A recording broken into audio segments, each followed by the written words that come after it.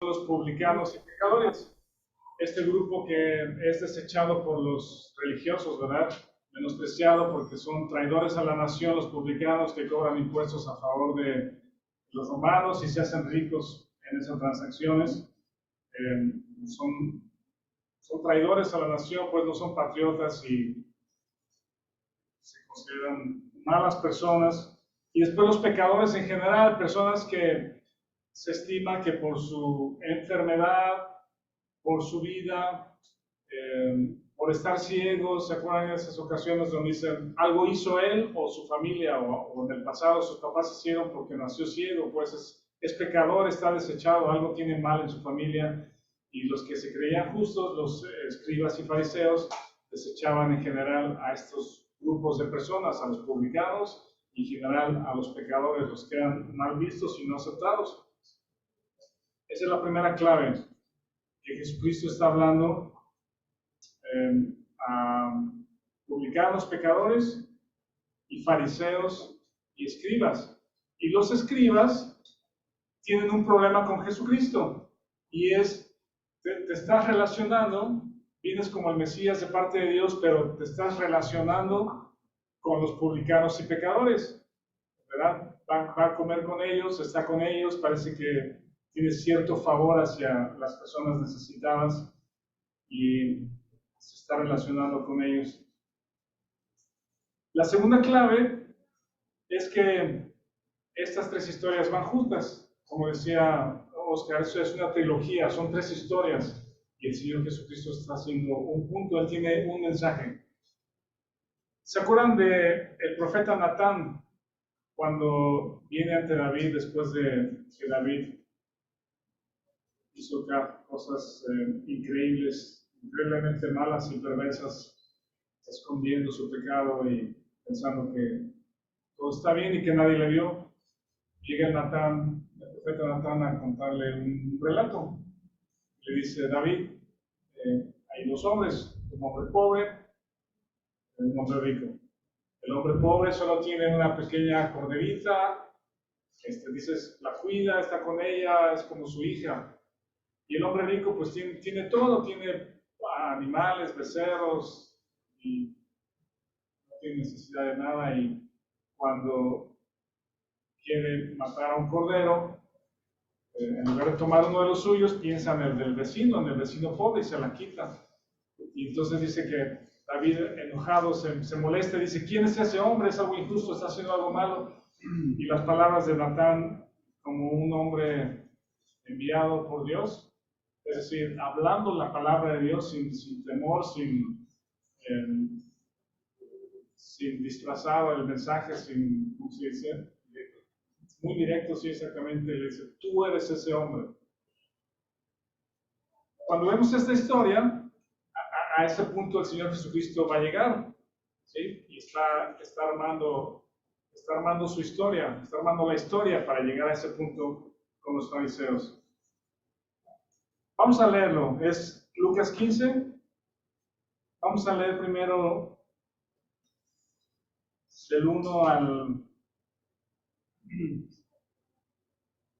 16. Dice Lucas 15, del 1 al 16. También dijo: un hombre tenía dos hijos, y el menor de ellos dijo a su padre: Padre, dame la parte de los bienes que me corresponde. ¿Perdón? ¿Dónde estoy? Lucas 15.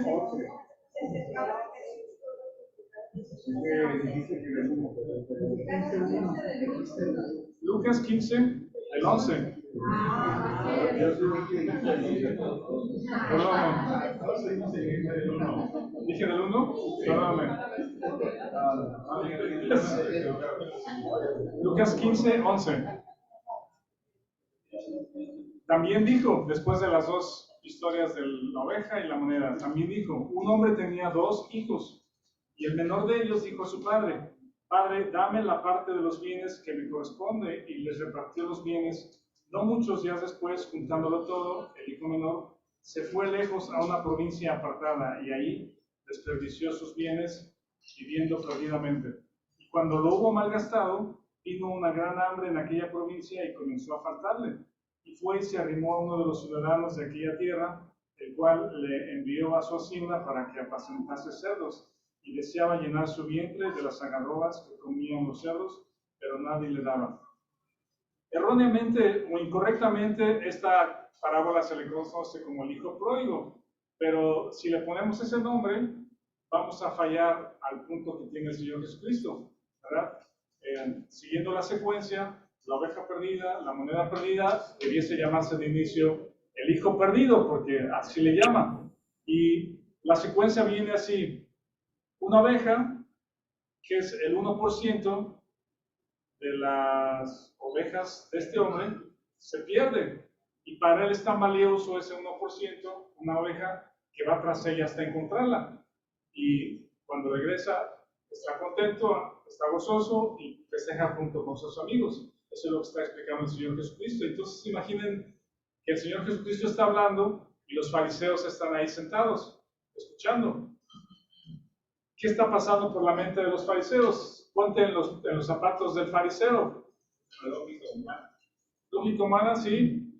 Ponte en los zapatos de David, que ha pecado y nadie sabe de su pecado.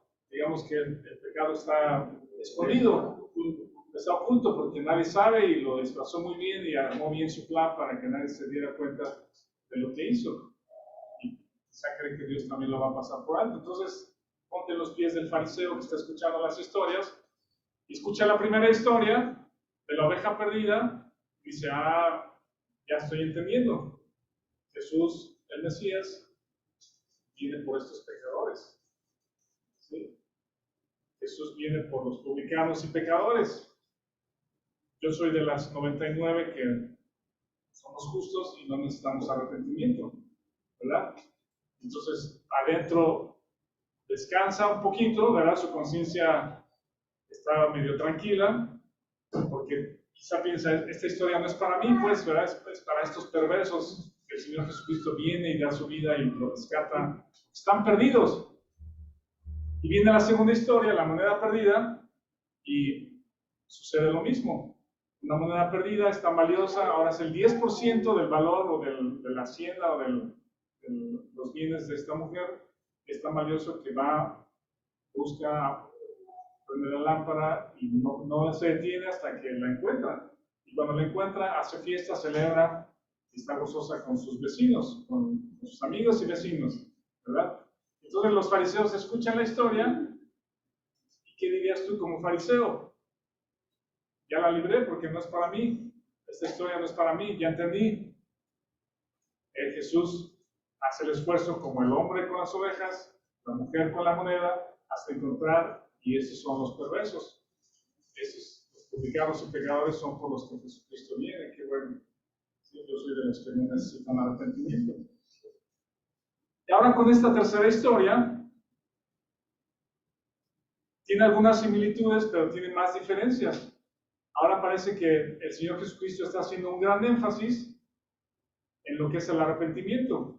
Con la oveja y la moneda, el símil es: así hay tal gozo delante de los ángeles, y los ángeles hacen fiesta cuando un pecador se arrepiente. Y ahora ilustra con el hijo perdido, ilustra con las acciones del hijo. El arrepentimiento es como muestra un cuadro del arrepentimiento en un individuo que piensa, que siente y que tiene voluntad. ¿Sí? Ahí muestra en este cuadro del hijo perdido lo que es el arrepentimiento. Pero ahí no se va a detener el Señor Jesucristo. La historia no termina con el hijo perdido que revive y es encontrado. Otro de los elementos interesantes a descubrir o a considerar es que ahora el porcentaje de perdición o el porcentaje de aquello que se perdió se eleva al máximo. Antes era 1 de 100, luego 1 de 10, y ahora es 1 de los 2.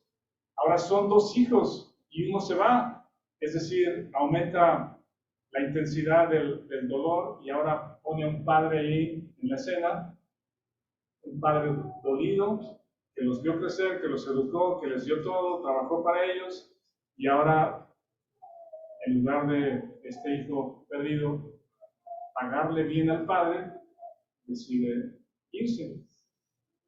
Ustedes que son papás, nosotros que somos papás, sabemos que cuando son chiquitos, los podemos llevar a donde quieran, ¿no? A donde queramos, aunque ellos no quieran. No les damos a escoger, simplemente los vestimos, le ponemos el pañal, los subimos al carro y nos vamos. Y conforme ellos van creciendo, ellos se dan cuenta a dónde vamos, qué costumbres tenemos, qué hacemos. Pero llega un momento, quizá en la adolescencia, en la juventud, donde cada vez es más difícil traerlos a cualquier lugar, pues, si queremos ir a un restaurante, lo que sea, ellos dicen, ay, siempre ahí, ¿por qué ahí? ¿Por qué no mejor vamos acá? ¿Por qué mejor ahora ya no quiero ir, ahora me quiero quedar en la casa? ¿Verdad? Cada vez es más difícil el juntarlos con nosotros, ¿no?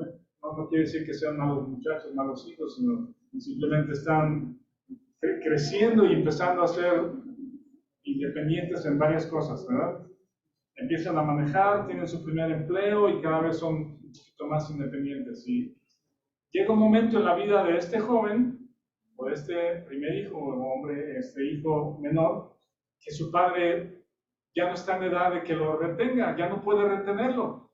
Y en el corazón del hijo parece que, hagan de cuenta esto, que juntas toda la maldad o todas las cosas malas que ha hecho el pueblo de Israel en el pasado, ¿sí?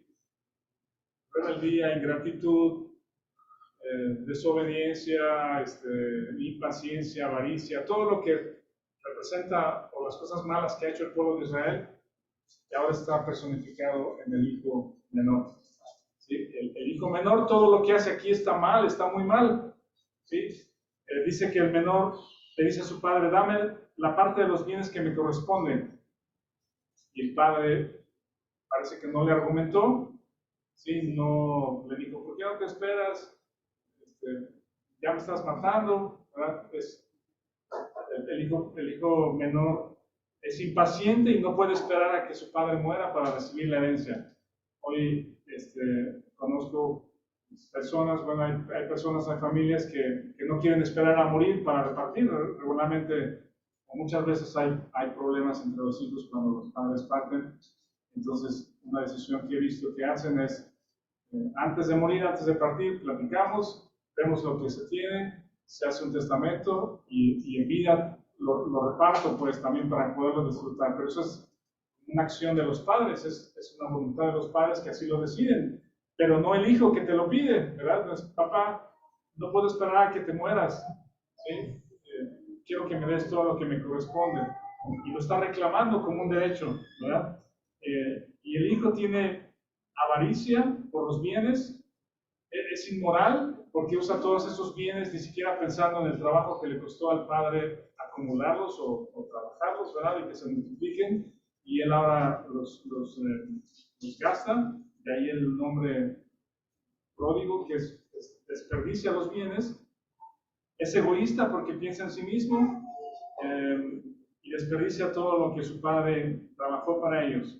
También hay una mención ahí de que se va a una provincia apartada,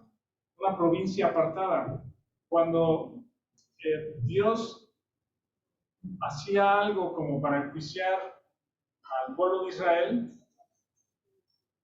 lo que hacía era mandarlos a una provincia apartada. Eso sucedió con los asirios. ¿Se acuerdan que hemos visto un poquito de la historia? Los asirios vinieron a Israel en el tiempo del reino dividido y se llevó cautivos y se los llevó a Siria, ¿verdad? Y después los babilonios, Nabucodonosor vino al reino del sur y se los llevó cautivos, los conquistó y se los llevó cautivos a Babilonia. Ahí están las historias de Daniel, sus amigos, Esther, etc. Entonces, una provincia apartada implica eso como un juicio de Dios. ¿Sí? No estás ya en la tierra santa, no estás en el lugar que Dios le dio a la nación de Israel, donde Dios te prospera, la tierra es rica, y ahí vas a estar bien, la tierra que fluye leche y miel. ¿Sí? Es la tierra santa, la tierra prometida, donde está la habitación de Dios o Dios con el pueblo. Sino el juicio de Dios era, te quito todo esto en la tierra que te di y te llevo en juicio a una tierra apartada. Y ahora resulta que este hijo no se va por juicio de Dios, sino por voluntad propia. ¿Sí? Una provincia apartada, no, ni siquiera dice dónde fue, porque no importa, pero es un lugar donde nadie te vea, un lugar donde nadie te juicie, un lugar donde no están los que ames, no están los que amas, un lugar donde no le tengas que dar cuentas a nadie, ¿sí? Y una tierra apartada, pues, lo que haces en Las Vegas se queda en Las Vegas, y esa provincia apartada es allá para que hagas todo lo que quieres hacer y nadie te diga que está mal, ¿verdad? Entonces este hijo menor personifica a un corazón sí perdido, que toma acciones egoístas, impacientes, avaricia, desperdicio, a una tierra apartada, lejos de la tierra del pacto, a la vista de todos los conocidos. Y vienen las circunstancias de parte de Dios que nos guían al arrepentimiento. Dice el versículo: cuando todo hubo malgastado, vino una gran hambre en aquella provincia, que también, ¿se acuerdan? En tiempos de hambre en Israel, era porque Dios quería hacer algo con Egipto y que fuera de Egipto, y allá se iban a proveer de granos el pueblo de Israel. David mismo da testimonio y dice: no he visto justo desamparado ni su descendencia que mendigue pan. Y ahora este hombre, joven, despreció todo lo que tenía, tiene hambre, como una muestra también de juicio de parte de Dios, pero que lo está guiando, lo está rinconando al arrepentimiento. Empieza a faltarle, se arrimó a uno de los ciudadanos de aquella tierra, envió a su hacienda para que apacentase cerdos, un animal inmundo, un trabajo nada agradable donde está, y tanta hambre que tenía que deseaba llenar el vientre de las algarrobas que comían los cerdos, pero nadie le daba. Vean a qué punto llega este joven, el punto de que no le importas a nadie, ¿sí? A nadie le importas en esta tierra lejana. Padeces hambre, no tienes nada, todo lo desperdiciaste y a nadie le importas. Dios, o en esta historia, está mostrando a Jesucristo que Dios mueve estas circunstancias para guiarnos al arrepentimiento cuando estamos perdidos. Y viene el versículo 17, dice el 17 al 19, y volviéndose en sí dijo: ¿cuántos jornaleros en casa de mi padre tienen abundancia de pan? Y yo aquí perezco de hambre. Me levantaré, iré a mi padre, le diré: Padre, he pecado contra el cielo y contra ti, ya no soy digno de ser llamado tu hijo, hazme como uno de tus jornaleros. Volver en sí, ese es el comienzo del arrepentimiento, ¿sí? Quizá cuando tú lees este tipo de historias, te identificas o nos identificamos con el hijo pródigo, y en algún momento de quebranto en nuestro corazón te acordarás de dónde nos rescató el Señor, ¿no? Entonces leemos esta historia y nos salen hasta una lágrima diciendo: Dios, yo estaba realmente perdido, ¿sí? ¿Dónde estaría yo? Diría Jesús Adrián Romero, y cantamos: ¿dónde estaría yo si no me hubiera rescatado? Cada quien tenemos nuestra propia historia y nos identificamos con el hijo perdido, el hijo pródigo, el hijo que desperdició los bienes. Y damos gracias a Dios porque Él movió circunstancias, como estamos comentando, alguna enfermedad, algún padecimiento, finanzas muy malas, algo en el país, alguna situación que nosotros no podemos controlar, pero que Dios tiene en sus manos, en su control, para traerte al arrepentimiento, ¿verdad?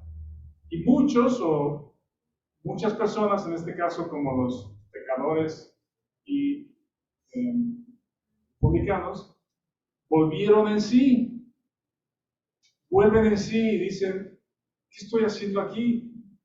Voy a volver a mi padre. Cambia la disposición mental, hay un quebrantamiento en el corazón, abre los ojos a la ceguera que tenía y entiende y se arrepiente y se humilla y decide regresar con su padre, ¿sí? Ese es el cuadro del que está hablando Jesús respecto al arrepentimiento, ¿sí? Cuando termina la oveja perdida, Dice, así hay fiesta en el cielo cuando un perdido se arrepiente, cuando una persona perdida se arrepiente. Lo mismo repite en la moneda perdida. Y ahora está el cuadro del arrepentimiento, ¿verdad? Un hombre perdido, completamente perdido en una provincia apartada, Dios lo llama al arrepentimiento a través de las circunstancias y vuelve en sí. Y dice, ¿qué estoy haciendo aquí? Voy a regresar con mi padre donde estaba. Cuando regresa, dice el versículo 20, alguien lee el 20 para todos, por favor. Y levantándose vino a su padre, y cuando aún estaba lejos, vio su padre, fue movido a misericordia y corrió, y se echó sobre su cuello y le besó. ¿Qué harías tú ahora en el papel de padre? ¿Sí? Si ha pasado algo con tus hijos.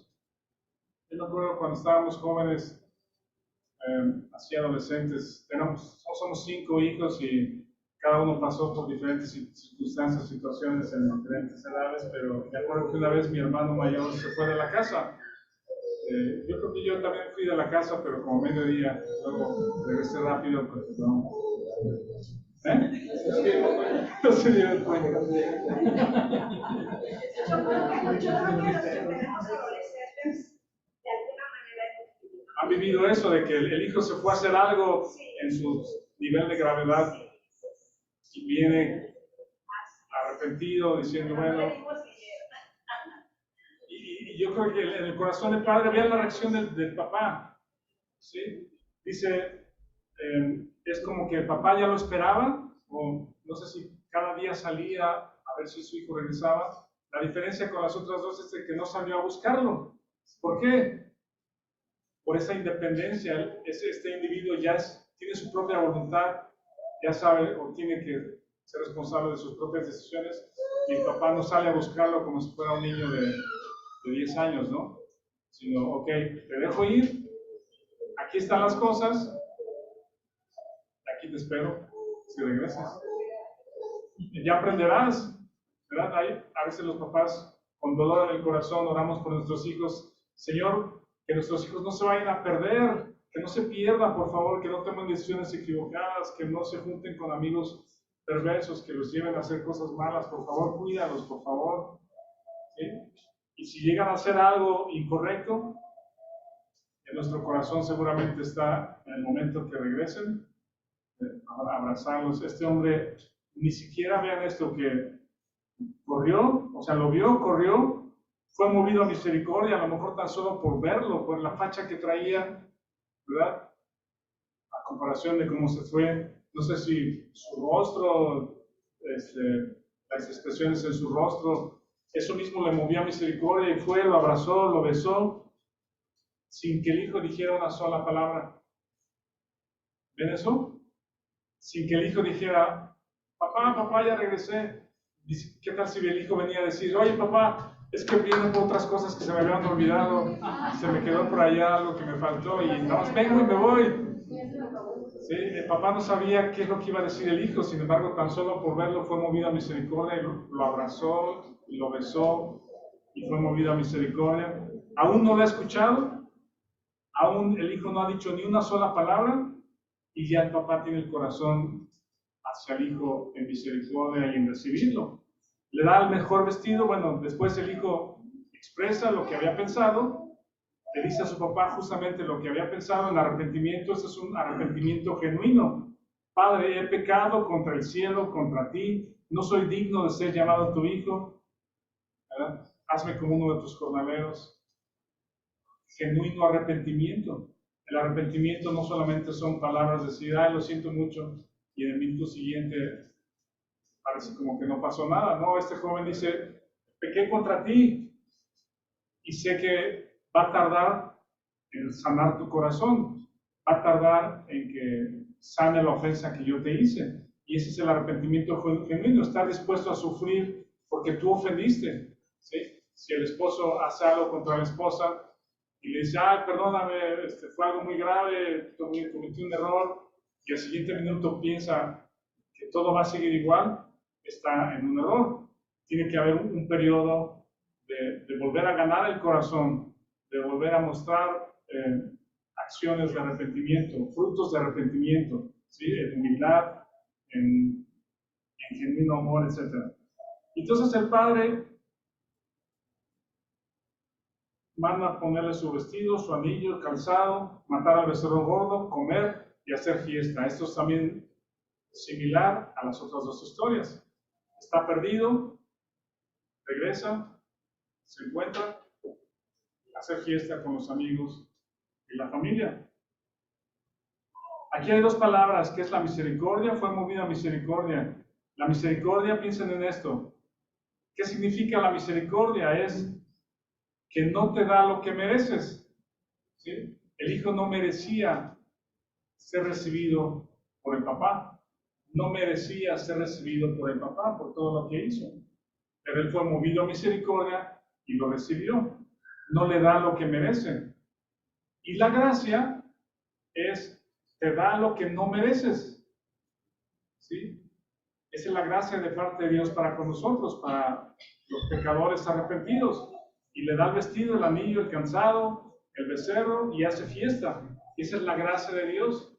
Todo lo que somos en Cristo, después de que hemos nacido de nuevo, es por gracia. No lo merecemos, pero el Padre está dispuesto a darlo. Entonces continúa con la historia y piensen en los fariseos otra vez.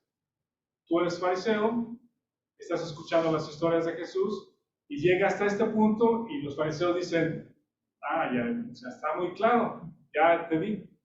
Muchas gracias por la explicación. Veniste por estos pobres pecadores publicanos que está bien que se arrepientan, que están aquí para escucharte, pero el punto de las tres historias es lo que viene a continuación, el síndrome del hijo mayor. Y ahorita es como las historias que dan un giro. Ahorita vamos a dar ese giro al final, pero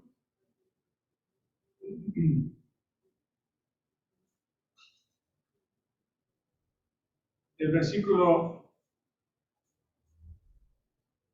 25, bueno, el 24 dice, explica al papá, mi hijo muerto era, ha revivido, se ha perdido y es hallado, y comenzaron a regocijarse. Hasta ahí son las otras dos historias, ¿verdad? Regocijo, gozándose porque el hijo regresó, gozándose porque la oveja se encontró y por la que la moneda se encontró. 25 dice, y su hijo mayor estaba en el campo y cuando vino, llegó cerca de la casa y oyó la música y las danzas y llamando a uno de los criados le preguntó qué era aquello. Y él le dijo, tu hermano ha venido, tu padre ha hecho matar al becerro gordo por haberle recibido bueno y sano. Y el hijo mayor entró, se regocijó, comió y participó en la celebración.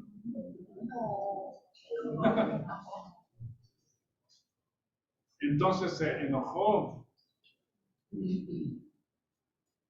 ¿Qué habrá pasado por la cabeza del hijo mayor? Piensen en eso.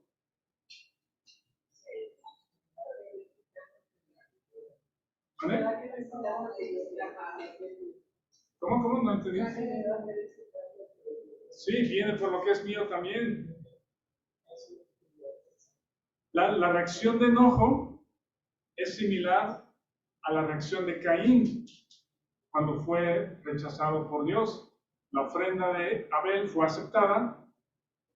Los dos eran, Abel y Caín, igual de injustos, estaban igual de perdidos.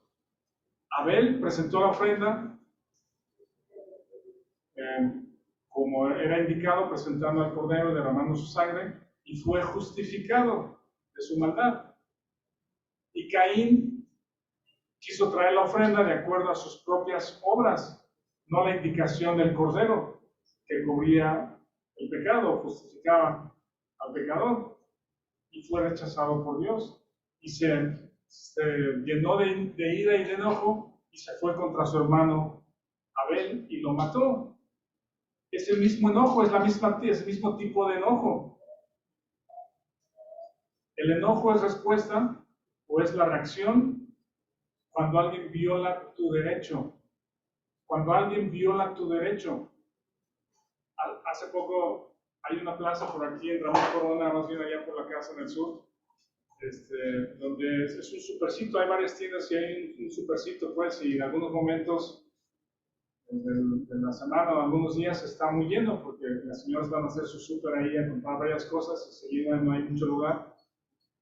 Abajo hay un estacionamiento, pero algunos no andan hasta allá. Entonces, están cazando estacionamientos y una persona, una señora, salió, estaba un coche esperando a que un coche saliera, el carro salió y se le metió otro, ¿sí? O sea, se metió otro que venía así de inercia, no esperó nada y se metió y no hubieran visto al señor que estaba esperando su lugar. Se le puso atrás, se bajó, le pegó en la puerta, se ve que le estaba gritando a la señora. Ya no pude detenerme a terminar de ver qué pasó.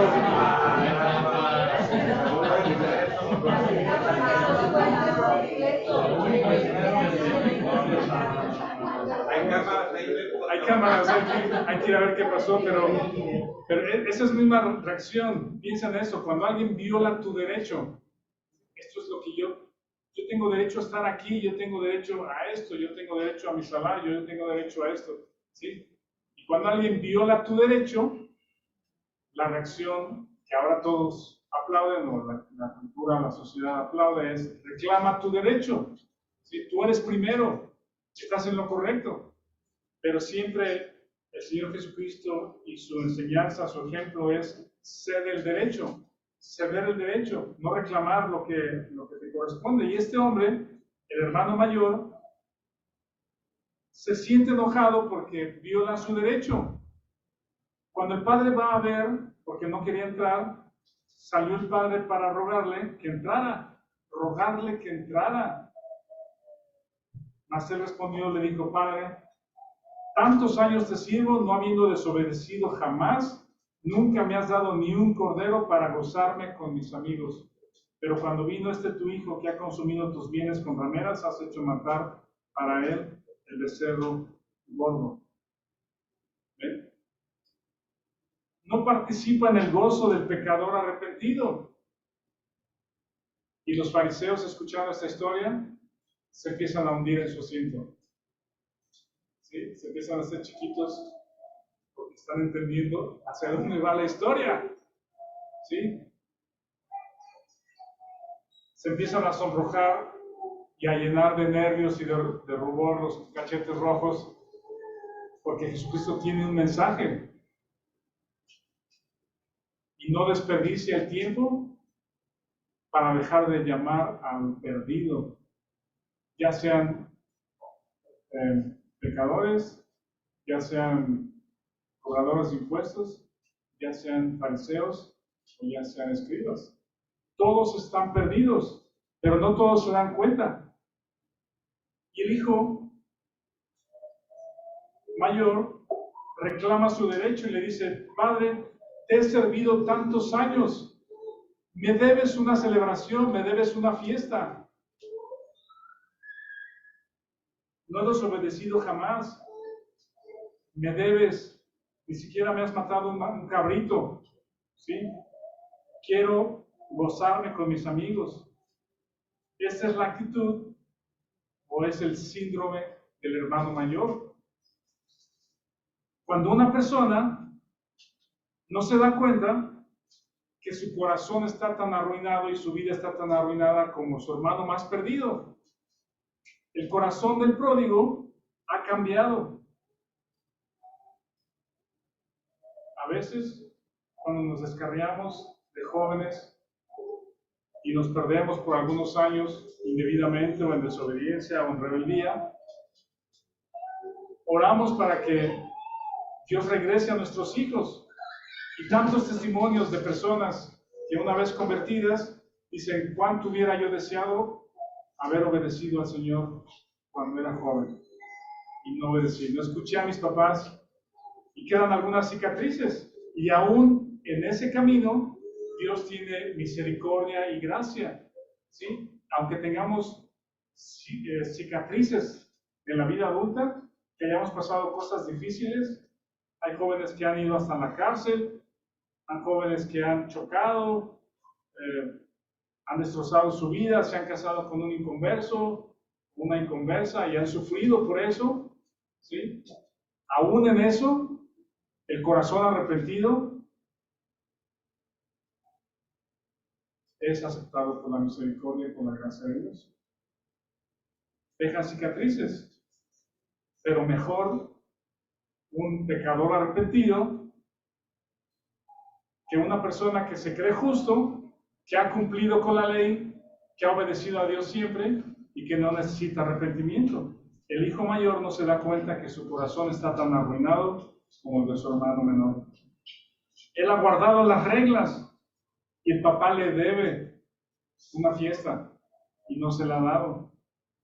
Le celebras a él que se perdió y no me celebras a mí que estoy aquí siempre contigo. Pero eso también es tan egoísta como el hijo que agarra todas las cosas y se va a gastarlas. Para el legalista, todo gira alrededor de guardar las reglas. Oramos para que nuestros hijos nunca caigan en rebeldía y pecado como el hijo menor, que Dios lo guarde, lo arregle, lo cambie, lo traiga. Pero oramos por los otros hijos o el otro hijo que parece que siempre ha obedecido. Oremos también para que nuestros hijos obedientes no se conviertan en el hermano mayor, ¿sí? Que piensen que todo lo merecen. El pródigo se salvó, el mayor juzga al otro. Es fácil ver el pecado en la vida de otros. Y el mayor dice, tú me debes, padre. Tienes que pagarme y celebrarme. Me lo he ganado. Cuando educamos a nuestros hijos, cuidemos de no formar pequeños fariseos. ¿Sí? Oremos por todos nuestros hijos. Si de pronto un hijo, una hija son más obedientes que otros, y uno es un poco más rebelde que otro, o mucho más rebelde que otro, sigamos de rodillas orando por ellos. Pero qué alegría cuando el pecador se arrepiente, ¿no? Hay gozo, pero no hay gozo para el que ha guardado las reglas. El hijo mayor está tan perdido como el menor estuvo. Y además, vean lo que dice. El hijo mayor dice, nunca me has dado ni un cabrito para gozarme con mis amigos. Y el papá le dice, hijo, tú siempre estás conmigo y todas mis cosas son tuyas. Pero el hijo no estaba pensando en el padre. El padre no le importaba. El hijo mayor no amaba al padre. De la misma manera que el hijo menor amaba al padre. No lo amaban. Uno se quedó pensando en sí mismo. Otro se fue pensando en sí mismo. Pero ¿cuál de los dos es el que se perdió del evangelio? El mayor. Y aquí está el twist, el cambio en la historia. ¿Cuál de los dos resulta al fin de la historia el hijo perdido?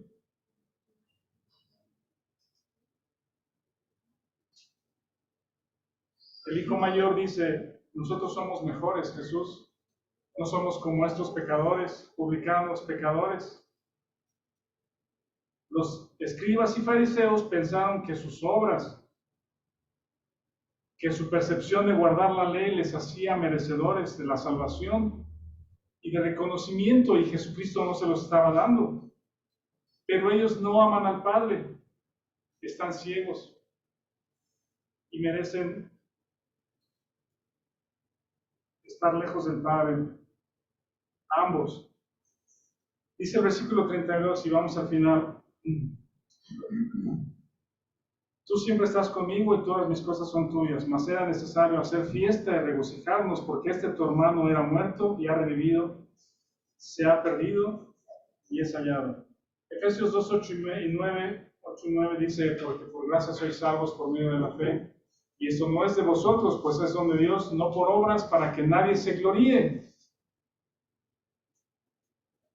Gracias a Dios porque en algún momento, cuando estábamos perdidos, alejados, sin conocer a Dios, Él puso las circunstancias, escuchamos el Evangelio, y nos atrajo hacia Él y creímos con gracia por medio de la fe. Parece que la historia no tiene un final, si se dan cuenta. Termina y dice, se había perdido y es hallado. Parecería como que le falta un cierre a la historia. ¿Sí? No, obviamente no le falta, pero es decir, si hay algo que sigue, si hay algo que sigue a la historia. La primera opción, o lo primero que sucede, imaginen al hijo mayor, cuando escucha a su padre diciéndole, era necesario hacer fiesta, y tu hijo, siempre estás conmigo, yo soy lo más importante para ti, me tienes a mí, ¿no te bastaría eso, la comunión conmigo, la relación conmigo? Y esas palabras del padre tocaron al corazón del hijo, y el hijo respondiendo, tienes razón, padre. Entro, te tengo a ti, todo lo que está aquí realmente no importa porque te tengo a ti. Tengo a mi hermano que estaba perdido y regresó. Somos una familia. Voy a entrar y voy a participar en la fiesta y todos vamos a estar contentos. Ese es el fin 1. El final A de la historia, ¿sí? Que sí sucedió. Es decir, ¿se acuerdan de Nicodemo? De noche quizá, pero le dice, Señor, sabemos que has venido de Dios, porque nadie puede hacer las cosas que has hecho. Es necesario nacer de nuevo, le dice Jesús. Y posiblemente, más adelante lo vemos, es uno de esos fariseos que estaban igual de perdidos, pero el Evangelio les toca, se ven perdidos y abrazan el Evangelio y abrazan al Mesías como Salvador, ¿verdad? ¿Qué hubiese pasado si la historia terminara así? Tiene dos alternativas. Aquellos fariseos que se quebrantaron, se dolieron y abrazaron el Evangelio, se vieron pecadores, o el B, el final B, que es el hijo respondiéndole, no, padre, no voy a entrar. Estás tan equivocado tú por lo que estás haciendo. Te aborrezco a ti, padre, porque estás solapando al hijo perverso, le estás festejando todas sus maldades. No voy a entrar. Aborrezco a mi hijo, aborrezco esta vida, aborrezco tus cosas y te aborrezco a ti, padre. ¿Qué hizo Caín? Se levantó y mató a su hermano. ¿Alguien lea Juan 11:53? Juan 11:53. Así que desde aquel día acordaron matarlo. Juan trae otra secuencia de eventos, pero ¿quién acordó matarle? Los fariseos.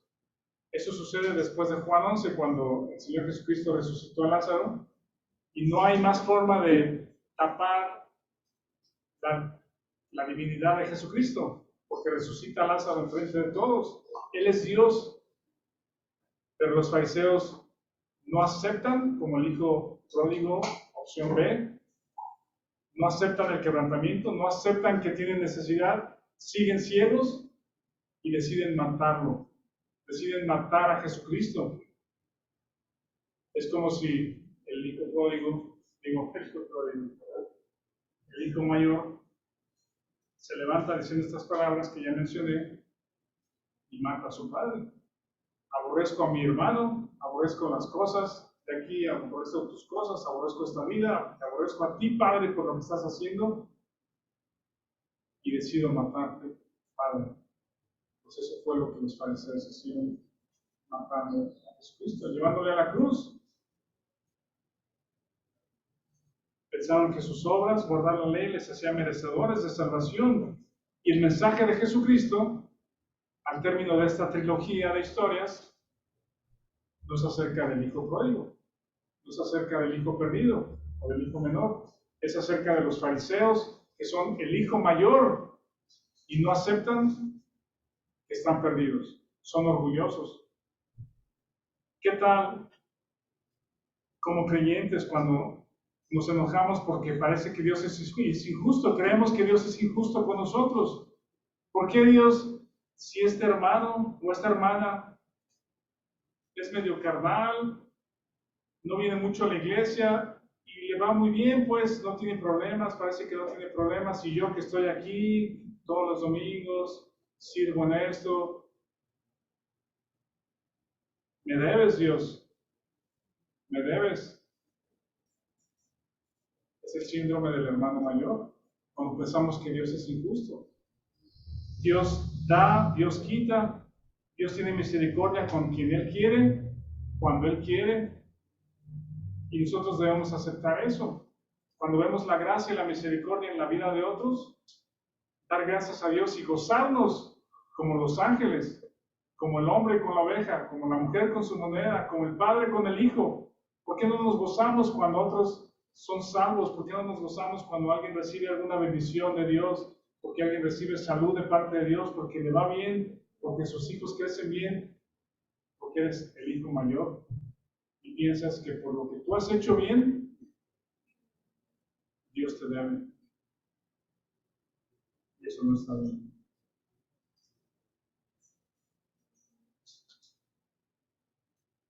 Hagamos una oración para terminar el tiempo rápido.